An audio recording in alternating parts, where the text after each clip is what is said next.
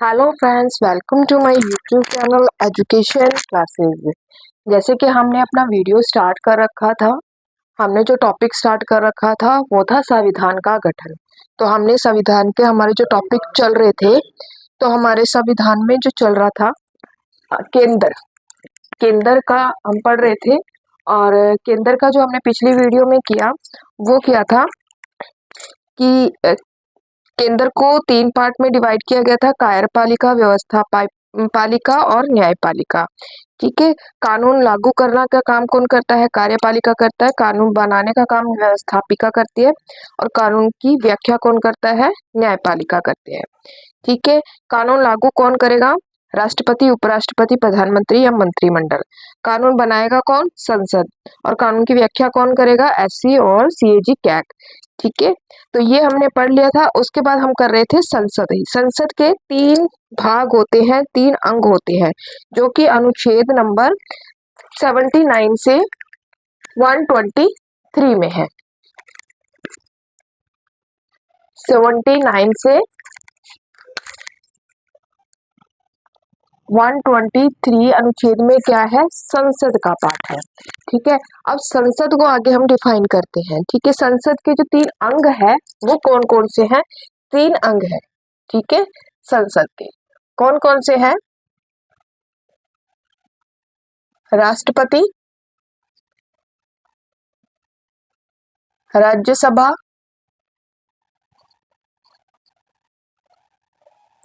और लोकसभा। ये 3 अंग संसद के हैं। ठीक है, संसद के 3 अंग कौन कौन से हैं? राष्ट्रपति, राज्यसभा और लोकसभा। ये 3 संसद के अंग इनको कहा जाता है। ठीक है, अब इसके बारे में हम आगे इसको डिफाइन से पढ़ेंगे। ठीक है, सबसे पहले तो ये देखिए कि राष्ट्रपति, राज्यसभा और लोकसभा। ठीक है, जो राष्ट्रपति है, ठीक है, जब इसको शपथ दिलाई जाती है, ठीक है, तो इसको शपथ कौन दिलाता है? राज्यसभा को शपथ कौन दिलाता है और लोकसभा को शपथ कौन दिलाता है? ठीक है, राज्यसभा को शपथ कौन दिलाता है? राष्ट्रपति। और लोकसभा को शपथ कौन दिलाता है? राष्ट्रपति। ठीक है, एक नाम हम साथ में लिख लेते हैं, उपराष्ट्रपति। ये संसद का हिस्सा नहीं है, लेकिन हम वैसे इसके बारे में पढ़ेंगे। ठीक है, इसको शपथ कौन दिलाता है? इसको भी राष्ट्रपति दिलाता है। ठीक है, राज्यसभा, लोकसभा और उपराष्ट्रपति को शपथ कौन दिलाता है? राष्ट्रपति जी दिलाते हैं। लेकिन राष्ट्रपति जी को शपथ कौन दिलाता है? ठीक है, तो राष्ट्रपति जी, और यही क्वेश्चन आता है एग्जाम में कि राष्ट्रपति को शपथ कौन दिलाता है? तो राष्ट्रपति को शपथ दिलाता है चीफ जस्टिस, सुप्रीम कोर्ट के। सुप्रीम कोर्ट के जो मुख्य न्यायाधीश होते हैं, चीफ जस्टिस, वो राष्ट्रपति को शपथ दिलाते हैं। ठीक है, और चीफ जस्टिस की जो मैक्सिमम अवधि होती है, मैक्सिमम जो आयु होती है वो कितनी होती है? 65 साल। ठीक है, 65 साल होती है। ठीक है, वहीं हम देखते हैं कि राष्ट्रपति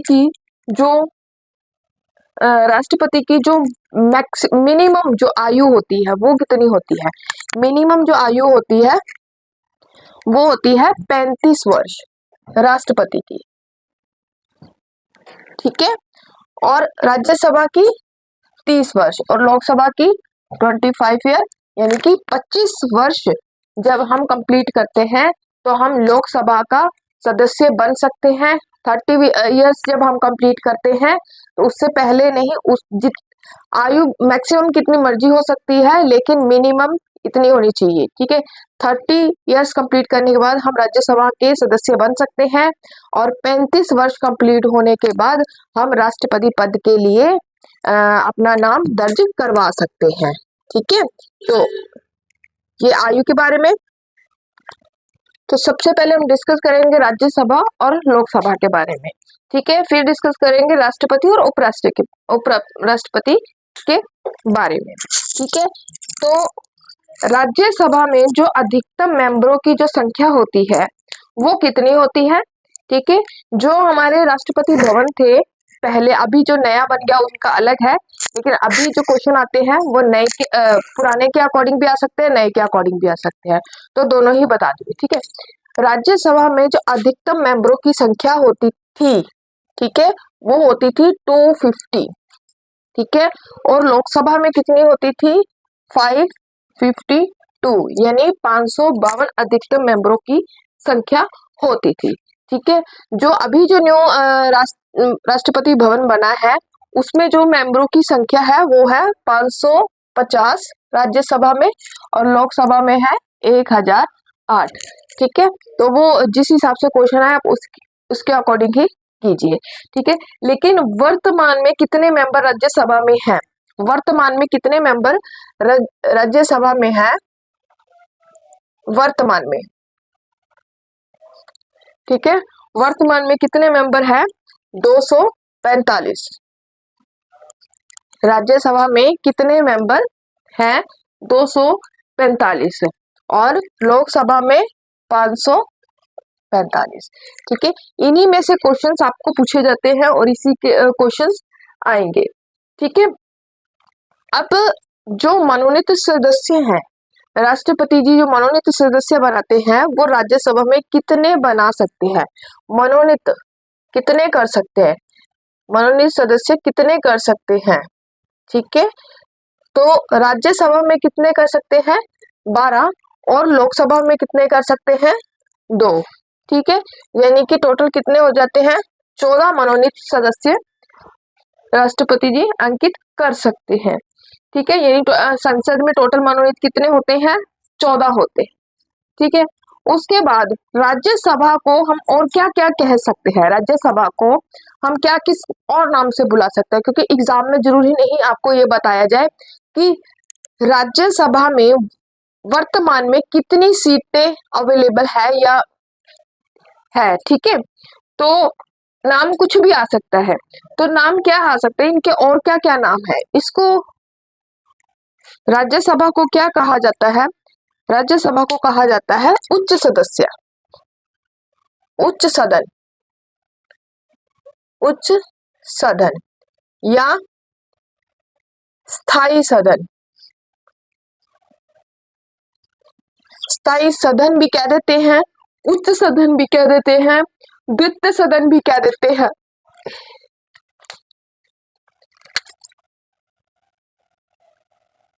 द्वितीय सदन भी कह देते हैं, या वरिष्ठ सदन भी कह देते हैं। तो ये सारे नाम किसके हैं, राज्यसभा के हैं, ठीक है। ये सारे नाम किसके हैं, राज्यसभा के हैं। उसी तरह लोकसभा के भी नाम है, ठीक है। लोकसभा को क्या कुछ कहा जा सकता है, लोकसभा को निम्न सदस्य, निम्न सदन, लोकप्रिय सदन, प्रिय सदन, प्रथम सदन, अस्थायी सदन,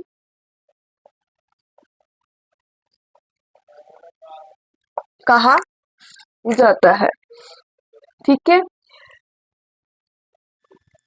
इसको राष्ट्रपति कभी भी भंग कर सकता है। अस्थायी सदन का मतलब है राष्ट्रपति इसको कभी भी भंग कर सकता है, लेकिन राज्यसभा को नहीं कर सकता, ठीक है। दूसरा क्या है, इसकी जो न्यूनतम आयु होती है वो कितनी होती है 30 होती है, और लोकसभा में 25 होती है, ये मैंने आपको पहले बता दिया, ठीक है। ये थे राज्यसभा और लोकसभा, ठीक है। जो राज्यसभा में के जो अधिकतम मेंबरों की जो संख्या होती है वो कितनी हो सकती है, वो हो सकती है 250, और लोकसभा में 552, ठीक है। जो अभी नया जो राष्ट्रपति भवन बन रहा है है ना, उसमें जो अधिकतम मेंबरों की संख्या कितनी है, 550 है और लोकसभा में 1008। वर्तमान में कितने मेंबर राज्यसभा में है, 245 और लोकसभा में 545 है।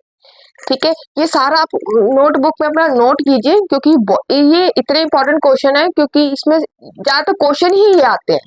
अगर आपके 5 सेट आएंगे तो पांचों में एक एक क्वेश्चन इसी में से ही आएगा। ठीक है, मनोनीत सदस्य कितने हो सकते हैं राज्यसभा में, 12 और लोकसभा में 2। और अगर टोटल सदन का संसद का पूछ ले तो 14 ही लिखना है। ठीक है, सदन में अगर मनोनीत पूछा जाए तो 14 आएगा, अकेला लोकसभा का पूछा जाए तो 2 आएगा और अकेला राज्यसभा का पूछा जाए तो 12 आएगा। ठीक है जी। नेक्स्ट क्या है, हमने करवाया कि राज्यसभा को हम उच्च सदन, स्थायी सदन, द्वितीय सदन और विशिष्ट सदन कह सकते हैं। ठीक है, लोकसभा को निम्न सदन, लोकप्रिय सदन, प्रथम सदन, अस्थायी सदन भी कहा जाता है। राज्यसभा का मेंबर बनने के लिए जो न्यूनतम आयु है वो होती है 30 वर्ष यानी कि 30 वर्ष, और लोकसभा का सदस्य बनने के लिए जो न्यूनतम आयु है वो है 25 वर्ष है। ठीक है, तो सबसे पहले प्रथम सभापति राज्यसभा का कौन था?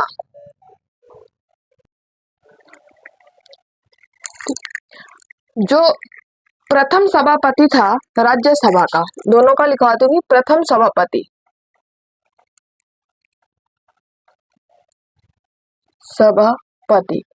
कौन थे, क्योंकि क्वेश्चन आता है, पूछे जाते हैं। ठीक है, सर्वपल्ली राधाकृष्णन जी, सर्वपल्ली राधा कृष्ण जी पहले सभापति थे राज्यसभा के। और लोकसभा के कौन थे? लोकसभा के थे गणेश वासुदेव मालेकर।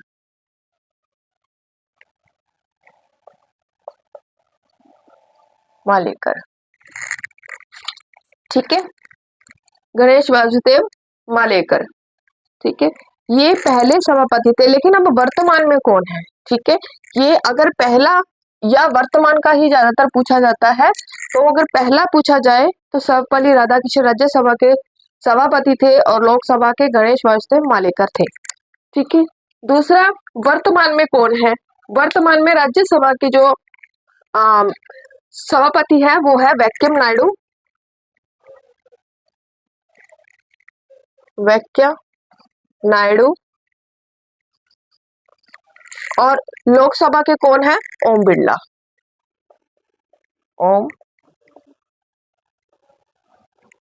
बिरला।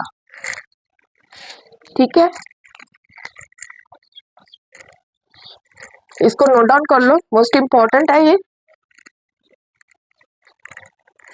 ठीक है, जो राज्यसभा के वर्तमान में जो सभापति है वो कौन है? वेंकैया नायडू है, और लोकसभा के कौन है? ओम बिरला है। ठीक है जी। अब नेक्स्ट देखो, राज्यसभा का जो अध्यक्ष होता है, मेन अध्यक्ष होता है, वो कौन होता है? ठीक है, जो राज्यसभा का जो अध्यक्ष होता है, ठीक है, वो कौन होता है? उपराष्ट्रपति होता है, राष्ट्रपति होता है। वहीं लोकसभा का जो अध्यक्ष होता है वो कौन होता है? उपाध्यक्ष होता है, उपाध्यक्ष होता है। ठीक है जी। राज्यसभा का जो अध्यक्ष होता है वो कौन होता है?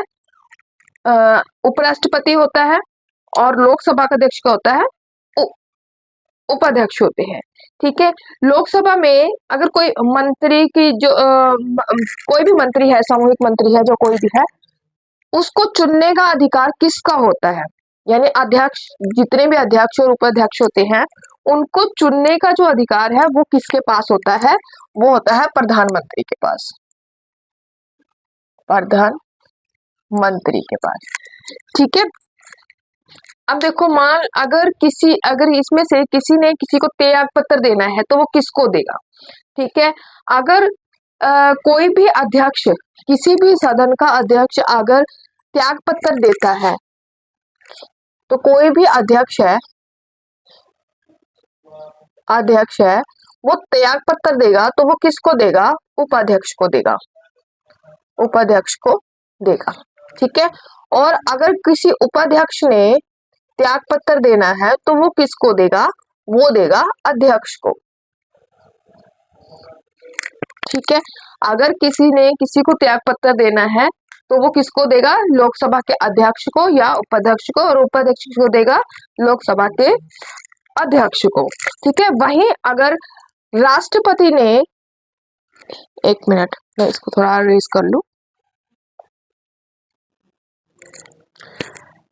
अगर राष्ट्रपति ने अपना त्याग पत्र देना है तो वो किसको देगा? अगर राष्ट्रपति ने त्याग पत्र देना है तो वो किसको दे सकता है? वो दे सकता है उपराष्ट्रपति को, उपराष्ट्रपति को, ठीक है। और वहीं अगर उपराष्ट्रपति ने अपना त्याग पत्र देना है तो वो किसको देगा? वो देगा राष्ट्रपति को। क्वेश्चन किसी भी तरह से आ सकते हैं, बहुत ध्यान से आपने करना है इसको, उपराष्ट्रपति को, ठीक है। अगर उपराष्ट्रपति ने त्याग पत्र देना है तो राष्ट्रपति को देगा, और राष्ट्रपति ने अगर त्याग पत्र देना है तो वो उपराष्ट्रपति को देगा, ठीक है। राष्ट्रपति की जो मैक्सिमम आयु होती है वो मैंने आपको बता दिया कितनी, सॉरी न्यूनतम आयु जो होती है वो कितनी होती है? 35 वर्ष होती है। राज्यसभा और लोकसभा का मैंने आपको बता दिया, ठीक है। अब ये चलते हैं कि इनका चुनाव कौन करता है, ठीक है। जो कैसे होता है इनका चुनाव? जो राज्यसभा के जो अध्यक्ष होते हैं उनका चुनाव कैसे होता है, ठीक है। जो राज्यसभा का जो चुनाव होता है वो कैसे होता है, और लोकसभा का चुनाव कैसे होता है, ठीक है। राज्यसभा का जो चुनाव होता है वो होता है डायरेक्ट, यानी कि अप्रत्यक्ष,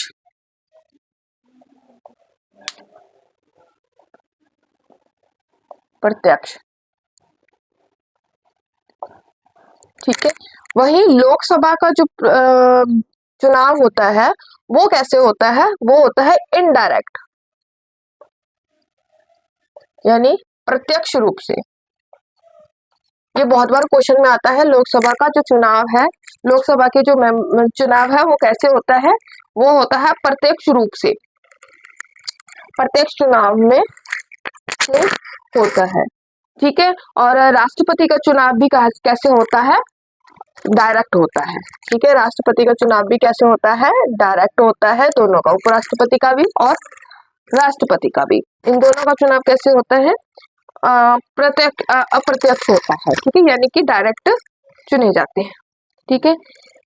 अब देखो, जब सदन में नए साल का जो पहला भाषण है वो कौन देता है, ठीक है। अब इन सब मेंबरों की आपने यहाँ देखिए अभी क्या क्या वैल्यू है, ठीक है। जब नया ईयर स्टार्ट होता है तो नए साल का जो पहला भाषण है वो कौन देता है? नए साल का जो पहला भाषण है लोकसभा में दिया जाता है, और कौन देता है? राष्ट्रपति देता है, ठीक है। लोकसभा का जो नए साल का